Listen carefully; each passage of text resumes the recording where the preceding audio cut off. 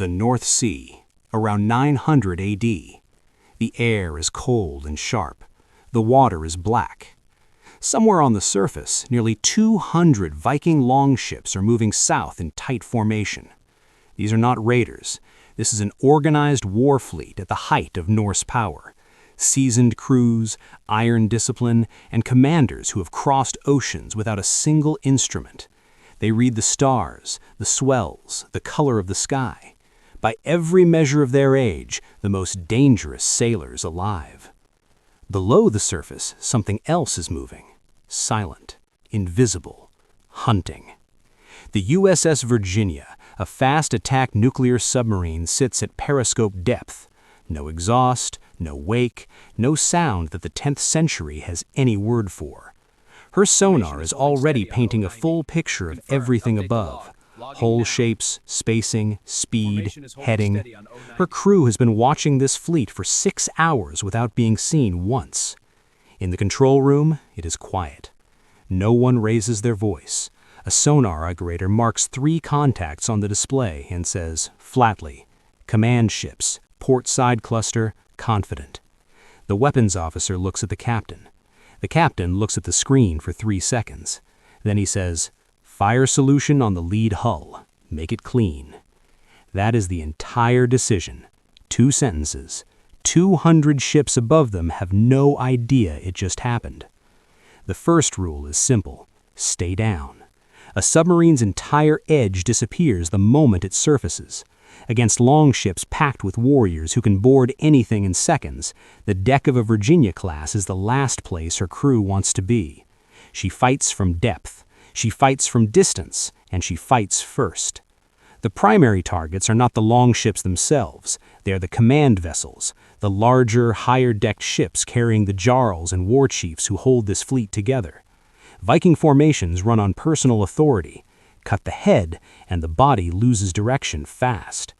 The Virginia marks 3 command ships using passive sonar cross-referencing and movement patterns. Leaders cluster. Leaders get checked on. Leaders never drift to the edge of a formation. She knows which ones they are before firing a single weapon. The first torpedo runs shallow, so it could detonate just under the keel of the lead command ship. The explosion comes from nowhere, no warning, no enemy visible on the horizon. The ship doesn't sink slowly, it breaks. Men in the water, debris across 100 yards. The ships nearby have no framework to process what just happened. Lightning doesn't come from below. The sea doesn't explode. The second and third launches follow within minutes. Different targets, same result. Now panic moves faster than orders. The Virginia repositions. She pulls deep, runs a wide arc around the fleet's eastern edge, and comes back up on a new bearing. Viking crews are in chaos above her. Some ships are pulling toward the wreckage. Some are pulling away. The formation, which took years of raiding experience to build, is dissolving in real time. She marks the supply ships next, the broader, slower hulls riding lower in the water, carrying food, fresh water, spare timber, and everything else a 200-ship fleet cannot survive without at sea. 2 more torpedoes, 2 more ships, gone. A fleet without supplies cannot keep moving, a fleet without command cannot keep organizing, and a fleet that cannot see its enemy cannot fight back. The Norse warriors on the surrounding ships are not cowards. They are doing everything courage allows. Lookouts scan every direction. Oars are out. Weapons are up. A few ships have formed a tight circle around what remains of the command group, shields raised, as though the threat might come from above the waterline. It will not. They are watching the wrong dimension entirely. On one longship, a young skald is already composing in his head.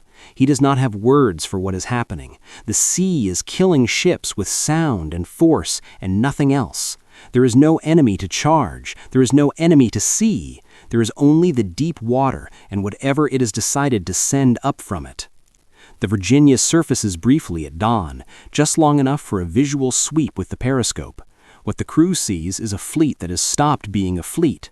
Ships scattered across 8 miles of open sea, some rowing hard north, trying to reach familiar coastline, some drifting with no oars moving at all, a few circling the debris of the command ships, pulling survivors from the water.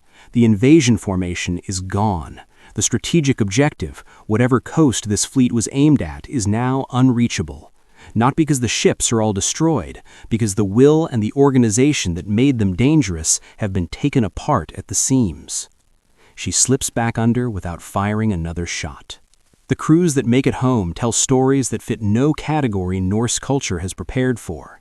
They speak of a thing that lives under the sea, not a serpent, something harder, colder, and more deliberate than any animal, something that chose its targets, something that moved through the deep without sound and struck without showing itself. A few call it a god's instrument, a few call it a demon.